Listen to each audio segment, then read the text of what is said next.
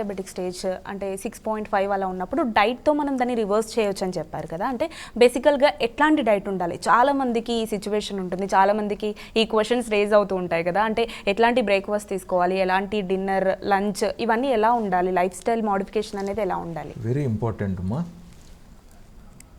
మనం బేసిక్గా భారతీయుల బాడీ ఏంటంటే ఏది తిన్నా దానికి తగినట్టుగా రోజంతా పని ఉండేది. అవును. కాబట్టి అప్పట్లో మనం ఏది తిన్నా కూడా ఆ క్యాలరీస్ అన్నీ సాయంత్రానికి ఖర్చు అయిపోయేటివి. కాబట్టి మనిషి ఎప్పుడూ కూడా నార్మల్ వెయిట్లోనే ఉండేవారు. ఒక ఊర్లో 100 మంది ఉంటే 97 మంది నార్మల్ వెయిట్ లేదా కొంచెం బరువు తక్కువగా ఉండేవారు. ఒక 2-3 లావుగా ఉండేవారు. ఒక 2-3 కూడా ఎవరు ఆ ఊర్లో అంటే అప్పు ఇచ్చేవాళ్ళు, వడ్డీలు వసూలు చేసేవాళ్ళు, ఊరు పెద్దలు. మిగతా వాళ్ళంతా సరదాగా చెప్పాను. బట్ ఇప్పుడు ఏమైపోయింది, ఒక మనిషి ఓవర్ వెయిట్లోకి వెళ్తున్నారు. ఓవర్ వెయిట్ అంటే ఏంటి? Excess calories. ఎక్సెస్ క్యాలరీస్ ఎక్కడి నుంచి వస్తున్నాయి? మనకు బేసిక్గా చూస్తే కార్బ్స్ అంటే ఏంటి? రైస్ని కూడా మనం డబుల్ పాలిష్ చేసి గ్లైసిమిక్ ఇండెక్స్ దాంట్లో పెంచేస్తున్నాం. సార్, మీరు రైస్ అన్నారు కదా, జనరల్గా షుగర్ పేషెంట్స్ని రైస్ అవాయిడ్ చేయమని చెప్తూ ఉంటారు కదా చాలా వరకు. అంటే ఆ రైస్ అవాయిడ్ చేయడానికి చపాతీ ఎక్కువ తింటూ ఉంటారు. అంటే ఇప్పుడు ఏంటంటే రీసెంట్గా మనం వింటున్నాం, మీరు చెప్పినట్టు గూగుల్లో కానీ యూట్యూబ్లో కానీ చూస్తే కనిపిస్తుంది, ఈ చపాతీ కన్నా కూడా బాస్మతి రైస్ తినడం వల్ల ఉపయోగాలు ఉంటాయి అని చెప్పి వింటున్నాం. నిజమేనా? ఒప్పుకుందాం. ఇప్పుడు ఇక్కడ సరదాగా చెప్తున్నా అండి, ఇప్పుడు గవర్నమెంట్ ₹2 బియ్యం పంపిణీ చేయాలని ప్రయత్నిస్తోంది. ఇప్పుడు బాస్మతి రైసు మీరు అన్నట్టుగా గూగుల్లో చదవటానికి, యూట్యూబ్లో వినటానికి బాగానే ఉంటుంది. ఎంతమంది మెజారిటీ పాపులేషన్లో, ఇప్పుడు నేను హైదరాబాద్లో ఉన్న వాళ్ళ గురించి, బంజారా హిల్స్లో ఉన్న వాళ్ళ గురించి మాట్లాడట్లేదు, మన తెలంగాణ, ఆంధ్రాలో మెజారిటీ పీపుల్ ఎంతమంది ఒక 6 months తరచూ ఓన్లీ బాస్మతి రైసు ఇంట్లో వాడతారండి? అందరికీ కష్టం. ఓకే, ఒక 3 నెలలు 6 నెలలు వాడాడండి, తనకి షుగర్ అనేది ఎప్పటికీ కంట్రోల్లో ఉన్నా సరే, షుగర్ అయితే ఉందిగా, కంట్రోల్లో ఉండొచ్చు, బట్ కంట్రోల్లో ఉన్నప్పటికీ షుగర్ ఉందిగా బాడీలో, తను కంట్రోల్ చేస్తున్నంత వరకు కంట్రోల్లో ఉంది. నువ్వు కంట్రోల్ వదిలేస్తే పెరుగుతుందిగా మళ్ళీ. సో మీరు ఎంతమందిగా డయాబెటీస్ రివర్స్ అన్నారు, ఎంతోమంది డయాబెటీస్ రివర్సల్ ప్రోగ్రామ్స్లోకి వెళ్ళి ప్రోగ్రాంలో బహుశా సక్సెస్ సాధించి షుగర్స్ని కంట్రోల్ చేసుకొని మళ్ళీ ఆ పర్టికులర్ ఆన్లైన్ ప్రోగ్రాము వాళ్ళకి సబ్స్క్రిప్షన్ అయిపోయిన తర్వాత మళ్ళీ 6 నెలల్లో షుగర్స్ పెరిగిన వాళ్ళు ఎంతమందిని ఈరోజు మనం చూడట్లేదు? చూస్తున్నాం. ఒక రకంగా చెప్పాలంటే కామన్ మ్యాన్కి అర్థమయ్యేటట్టు, మీరు ఒక వాహనాన్ని రెగ్యులర్గా ప్రాపర్గా సర్వీస్ తీసుకెళ్ళినంత వరకు అది కొత్త బండి లాగానే ఉంది. బట్ ఎప్పుడైతే మీరు ఆ సర్వీసింగ్ ఆపేసి ఏదో ఇంటి దగ్గర లేదా ఇంకొకటి ఏదో చేశారో అప్పుడు మనకు ఆ ఇంజిన్ ప్రాబ్లమో లేకంటే ఏదో ప్రాబ్లం స్టార్ట్ అయింది కదా బండికి. సో దానికి ఎటువంటిది కరెక్ట్ చేసినంత వరకు అది కొత్త బండి లాగే ఉండింది. అంటే కొంతమంది చెప్తూ ఉంటారు సార్, అంటే యోగా, మెడిటేషన్ ద్వారా చాలా వరకు మనం ఫస్ట్ అదే డిస్కస్ చేశాంగా, మనిషికి ఎక్సర్సైజ్ అనేది బేసిక్ అని. బేసిక్, అవును. అంటే ఈ షుగర్లో అంటే నేను విన్నాను పర్సనల్గా, టాబ్లెట్స్ వాడడం తగ్గించడం, అంటే 2 టాబ్లెట్స్ వేసుకునే దగ్గర ఒకటి వేసుకోవడం. మళ్ళీ ఎక్స్ప్లెయిన్ చేస్తాం. ఒక పేషెంట్ షుగర్తో వచ్చారు డాక్టర్ దగ్గరికి, ఎక్సర్సైజ్ చేయకుండా, డైట్ అనేది కూడా ఆచరించకుండా డాక్టర్ డైరెక్ట్గా ట్యాబ్లెట్ ఇచ్చాడు అనుకుందాం.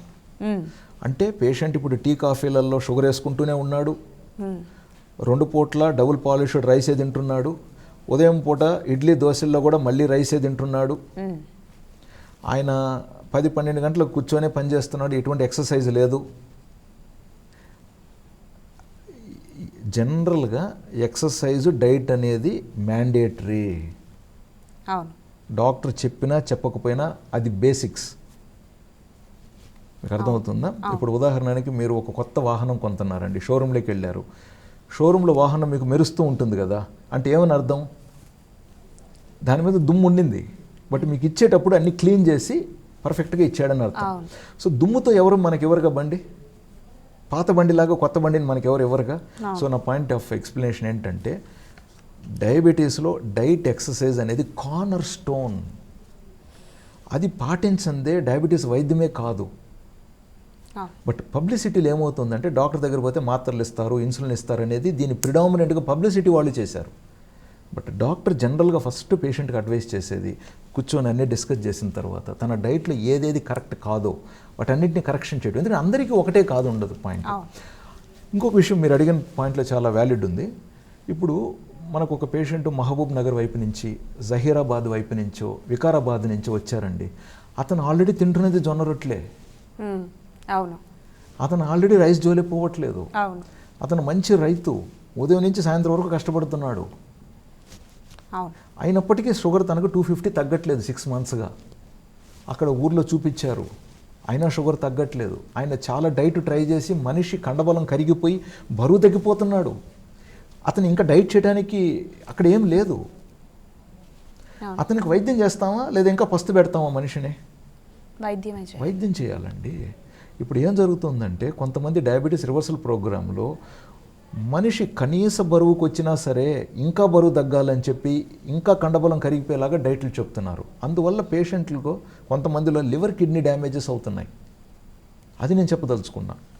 సో మళ్ళీ మీ పాయింట్కి వచ్చినప్పుడు, ఒకవేళ ఎవరన్నా ఒక డాక్టర్ దగ్గర ఫస్ట్లో కరెక్ట్గా డైట్ ఎక్సర్సైజ్ పాటించి షుగర్స్ మంచిగా కంట్రోల్ చేసుకున్నారు, కొంతకాలం తర్వాత తనకి ట్యాబ్లెట్స్ కూడా అవసరం వచ్చాయి కాబట్టి డాక్టర్ గారు ట్యాబ్లెట్స్ కూడా పెట్టారు, డైట్ ఎక్సర్సైజ్ కూడా తనని పాటించమని చెప్పారు, షుగర్స్ మంచి కంట్రోల్లో ఉండేటివి.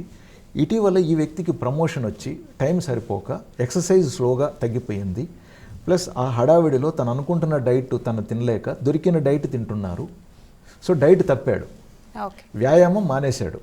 సో షుగర్ లెవెల్స్ మళ్ళీ పెరిగాయి. ఇప్పుడు మళ్ళీ డాక్టర్ దగ్గరికి వచ్చారు. ఇప్పుడు ఆ ఉన్న షుగర్ లెవెల్స్కి తగినట్టుగా డాక్టర్ మళ్ళీ ట్యాబ్లెట్స్ అడ్జస్ట్ చేశారు. ఇతను ఈ కన్సల్టేషన్ తర్వాత మళ్ళీ రియలైజ్ అయ్యారు. ఏమని? అరే నేను కరెక్టే కదా, ఫస్ట్లో ఎక్సర్సైజ్ బాగా చేశాను, అప్పుడు షుగర్స్ బాగా తగ్గాయి. నేను ఫస్ట్లో డైట్ బాగా పాటించాను కదా, అప్పుడు నాకు షుగర్స్ కూడా ఈజీగా కంట్రోల్ అయినాయి కదా, నేను ఎందుకు ఈ విషయాలు మర్చిపోయినాను ఇప్పుడు? సరే, డాక్టరు ఇప్పుడు మళ్ళీ మనకు ట్రీట్మెంట్ని మాడిఫికేషన్ చేశాడు కాబట్టి నేను డైట్ ఎక్సర్సైజ్ మళ్ళీ నేను బాగా చేయాలి అని చెప్పేసి తను పద్ధతిగా చేస్తూ డాక్టర్ ఇచ్చిన మాడిఫైడ్ ప్రిస్క్రిప్షన్ కూడా పాటిస్తున్నారు మా పేషెంట్. మళ్ళీ ఒక 20 days తర్వాత 30 days తర్వాత షుగర్ టెస్ట్ చేసుకున్నారు. షుగర్ లెవెల్స్ మళ్ళీ బ్యూటిఫుల్ కంట్రోల్లోకి వచ్చాయి అనుకుందాం. మళ్ళీ డాక్టర్ దగ్గరికి వెళ్ళారు. ఇప్పుడు డాక్టర్ ట్యాబ్లెట్స్ అదే ఉంచుతారా, డోసులు తగ్గిస్తారా? తగ్గిస్తారు. ఆ మాడిఫై చేసిన దాన్ని మళ్ళీ రీమాడిఫై చేసి తనకు తగ్గిన రీడింగ్స్ ప్రకారంగా తను పాటిస్తున్న డైట్ ఎక్సర్సైజ్కి అనుకూలంగా మళ్ళీ డోసెస్ అనేటివి సెట్ చేయడం జరుగుతుంది, లేదా పలానా ట్యాబ్లెట్ స్టాప్ చేయడం కూడా జరుగుతుంది. ఇది వాస్తవం జరిగేది. ఓకేనా? సో కాబట్టి మీరు అడిగిన క్వశ్చన్, డైట్ ఎక్సర్సైజ్ చేస్తే షుగర్ తగ్గుతుంది అంటున్నారు కదా. ఎస్, కరెక్టే. బట్ అదే ప్రశ్నలో జవాబు ఇంకొకటి కూడా ఉంది. అసలు డైట్ ఎక్సర్సైజ్ చేయకుండా ఉంటే షుగర్స్ పెరుగుతాయని కూడా అర్థం ఉందిగా. అవును. సో నువ్వు చేయలేదు కాబట్టి పెరిగాయి, చేసావు కాబట్టి మళ్ళీ తగ్గినాయిగా. ఎంత సంతోషం. Thank you so much sir. అంటే డయాబెటీస్ గురించి చాలా డీటెయిల్గా వివరించారు. అంటే పేషెంట్స్ ఎలాంటి జాగ్రత్తలు తీసుకోవాలి, ఏ టైంలో కన్సల్ట్ అవ్వాలి, ఏ టైంలో మెడిసిన్ తీసుకోవాలి, ఇవన్నీ కూడా చాలా చక్కగా ఆన్సర్ చెప్పారు. Thank you so much.